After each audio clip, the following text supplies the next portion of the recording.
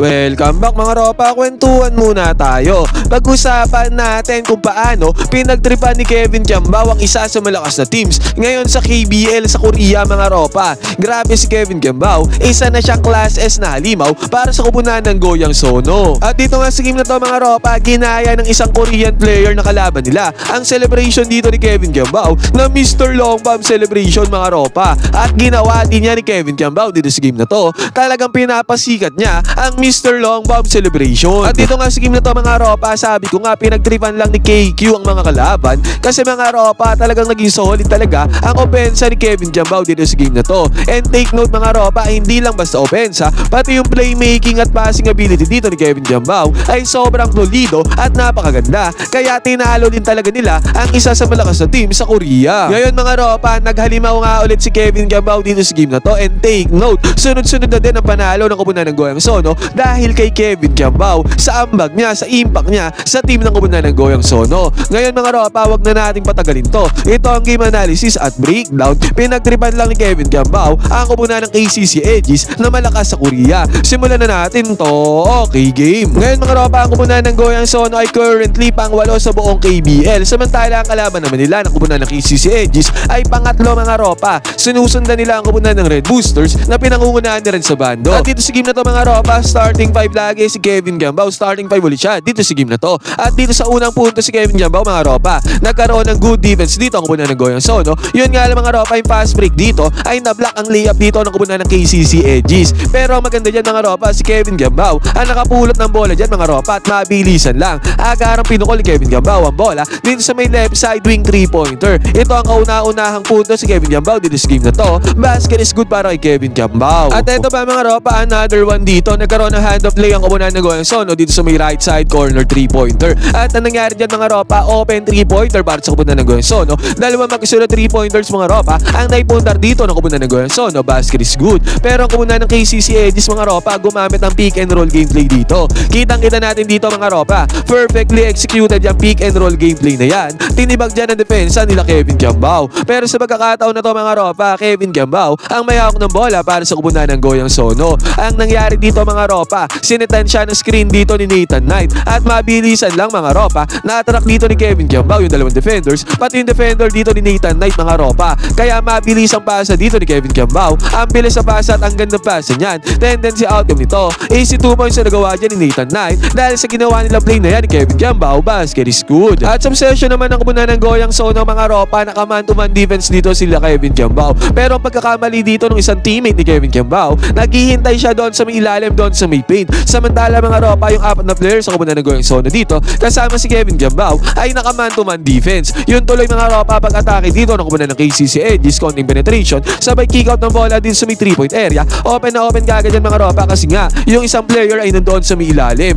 3-pointer para sa kupunan ng KCC Aegis, basket is good. Samantala mga ropa, kung sa depensa naman tayo, ng kupunan ng KCC Aegis mga ropa, naka-man-to-man defense din sila dito against sa opensa nila Kevin Kiambao. Kaya konting penetration din dito mga ropa, sabay help defense sa kupunan ng KCC Aegis. Tendency outcome nito, na i-kick out ng bola din sa may 3-point area. May open na player dyan ang kupunan ng Goyang Sono. Basket is good ulit para sa kanila dito sa may 3-point area. Tatlong 3-pointers kagad na nagagawa dito ng kupunan ng Goyang Sono. Starting pa lamang this game. Sa possession naman na to nila Kevin Kiambao mga ropa, yung ball handler ay gumamit dito ng stagger screen. Kitang-kita natin dito mga ropa, dalawang screen ang dinaanan dito ng ball handler. At ang tendency outcome niyan mga ropa, naiwan siya dito sa may isang defender dito sa may paint. At ang nangyari dyan mga ropa, mas nangibabaw naman dito yung opensa dito ng teammate ni Kevin Kiambao. Kaya ang resulta niyan is 2 points para sa kanila. Basket is good. At ang kasunod niyan mga ropa, si Nathan Knight ay nabigyan nga ng bola dito sa may perimeter mga ropa. At ang nangyari dito, man-to-man defense pa rin nga ang ginagawa dyan ng kupunan ng KCC Aegis. Kaya nilamon lang ni Nathan Knight ang one-on-one defense dyan ng kupunan ng KCC Aegis. Easy 2 points ulit na nagawa dito ng kupunan ng Goyang Sono. Pero ang kupunan ng KCC Aegis mga ropa ay bumawi dito.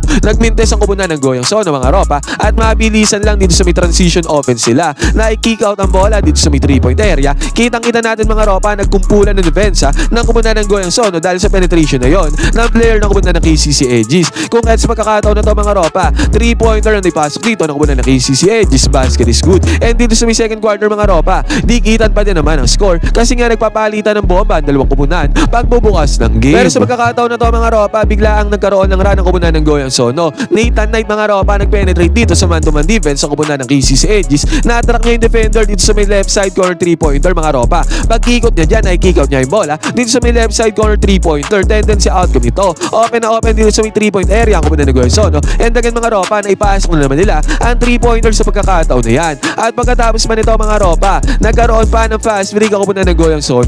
Nakapagpuntar sila dyan ng easy 2 points basket is good. At ang malupit pa dito mga ropa, again, na-attract naman nila yung primary defender dito ni Nathan Knight mga ropa. Kaya na-kick out nila yung bola kay Nathan Knight dito sa may top of the key. At agarang inatake ni Nathan Knight yung primary defender niya dyan mga ropa na out of position na. Kaya ang tendency outcome nito mga ropa, easy 2 points ulit ang nagawa dyan ni Nathan Knight, basket is good. At sa pagkakataon na to mga ropa, nagmintes ang tirada ng kubunan ng KCC Aegis. At kitang-kita natin dito mga ropa kung sino nakapuntos dito sa may fast break mga ropa. Walang iba mga ropa kundi si Kevin Kiambao. Easy 2 points na nagawa dyan ni KQ mga ropa, basket is good. And again mga ropa, another one. Fast break na naman ang nagawa dito ng kubunan ng Goyang Sono. At ang nangunguna dyan sa may fast break mga ropa ay si Kevin Kiambao. At ang gandang pass ang ginawa niya papunta doon sa may teammate. Tinahi niya ang depensa dito ng kubunan ng KCC Aegis mga ropa. At ang tendency outcome nito, easy 2 points na naman ang nagawa dyan ng kubunan ng Goyang Sono. At dahil nga sa run na to na ginawa nila KQ mga ropa, tumataginting na 39-25 na ang score. Napako dyan sa 25 points sa kubunan ng KCC Aegis sa pag-arangkada sa opensa ng kubunan ng Goyang Sono. Sa senaryo naman na to mga ropa, nagmintes dito ang kubunan ng Goyang Sono at kitang-kita natin dito, coast to coast mga ropa, inatake, penetrate ng player na to ang depensa ng kubunan ng Goyang Sono. Good decision naman yan mga ropa kasi nakapagpundar siya dyan, easy 2 points basket is good. Pero sa pagkakataon na to mga ropa, Kevin Kiambao ang naghahawak ng bola dito sa may ibabaw.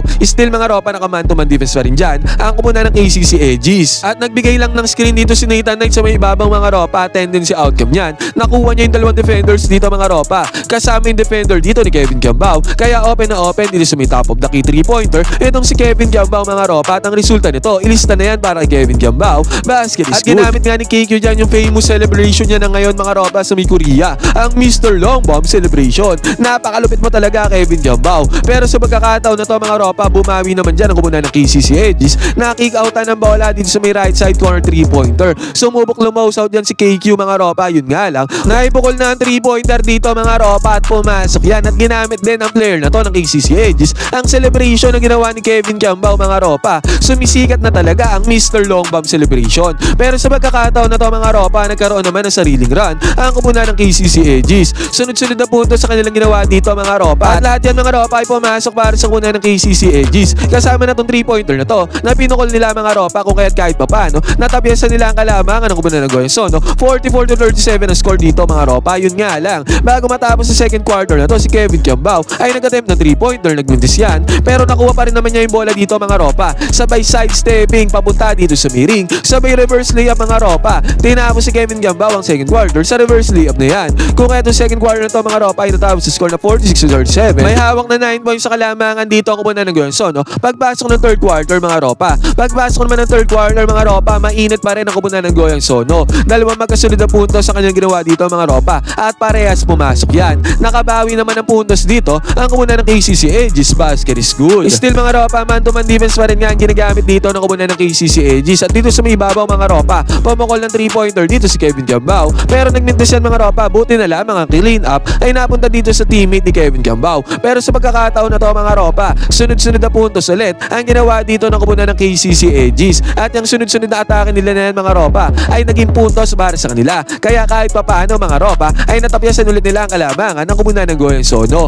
Pero sa pagkakataon naman na to mga ropa, agarang nakapukol ng 3-pointer dito ang kumunan ng Goyang Sono na umahabol na nga dyan ang kumunan ng KCC Aegis. Momentum stopper tong 3-pointer na to mga ropa, basket is good. And then after pa nito mga ropa, nagkaroon ng inbounds play dito ang kumunan ng Goyang Sono. Split action play ang ginawa nila dito mga ropa, screenan yan. At ang lumabas dyan sa split action play na yan ay walang iba mga ropa kundi si Kevin Kiambao. Kitang-kita natin mga ropa, open na open si Kevin Kiambao dito sa may right side corner 3-pointer. At naipasok ulit ni Kevin Kiambao ang 3-pointer na yan mga ropa, basket is good. And then after pa nito mga ropa, nagkaroon ng penetration dito sa may right side mga ropa at kitang-kita natin dyan. Na-attract yung health defense dito ng kumunan ng KCC Aegis. Madaling basa lang dito sa may right side corner 3-pointer ulit mga ropa. Pumasok na naman ang 3-pointer dito ng kumunan ng Goyang Sono. Buti nga mga ropa, nakabawi dyan ang kumunan ng KCC Aegis. Dito naman sa may top of the key, gumamit sila ng screen dyan mga ropa, open na open dito sa may 3-pointer, basket is good. Pero still mga ropa, sa pagkakataon na to dito sa may fourth quarter, lamang pa rin dyan ang kumunan ng Goyang Sono. Hindi matapyasan yan ang kumunan ng KCC Aegis mga ropa. Pero ang KCC Aegis mga ropa hindi talaga sumusuko dito, palibasa nga